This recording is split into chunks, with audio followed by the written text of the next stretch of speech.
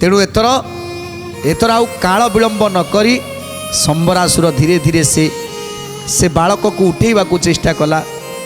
दक्षिण हस्तरे धरिछंती जम दाढ़, बाम हस्तरे आज जिते प्रद्युम्न को उठेवा चेष्टा करुछंती गुड़े गाड़े से वस्त्र सह सब गुड़े गाड़े जिते धरवाई उठेवा चेष्टा करुछंती समस्त शक्ति की लगई देइछंती संबरासुर। हेले प्रद्युम्न को सी तलु टिके भी उठे पारुना, जिते चेष्टा कले बार बार बार बार जिते चेष्टा कले आज उठे पारुना संबरासुर। सर्वांग जा करू तार गली पड़े झाल, पुणी पुणी आकर्षण धरे सेते बेल। गोविंद माधव कृष्ण श्री मधुसूदन, गोविंद माधव कृष्ण श्री मधुसूदन।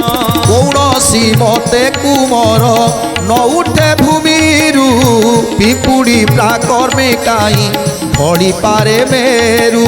गोविंद माधव कृष्ण श्री मधुसूदन, गोविंद माधव कृष्ण श्री मधुसूदन। जिते बारंबार बारंबार चेष्टा करुछंती जमधाड़ को तले रखी एबे जिते दुई हाथ रे उठेवा चेष्टा करुछंती तथापि पारुना। परिश्रम रे आज तांकर सर्वांग शरीर आज झाड़ निर्गत होउछि, तथापि जिते चेष्टा करुछंती आज उठे पारुना प्रद्युम्न को। आश्चर्य होई किछि समय छिड़ा हो जाउछंती। ए पिलार एते माया, बाळुत पिला देखिला बेलकू एते शक्ति तार, आज मु ताकू तळु टिके उठे भी पारुनी।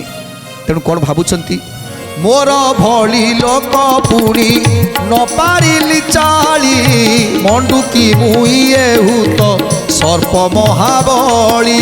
गोविंद माधव कृष्ण श्री मधुसूदन, गोविंद माधव कृष्ण श्री मधुसूदन।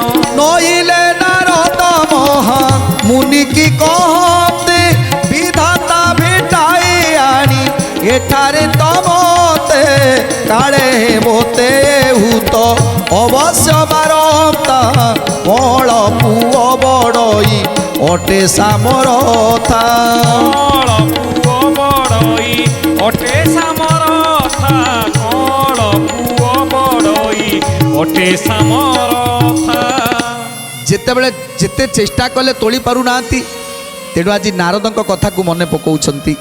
संबरासुर नारद कथा को मने पकाउछंती। नारद महर्षि ठीक कहूथिले जे सी मु मंडूक हेले सी सर्प, तेणु सी मते निश्चित गिड़ीदब।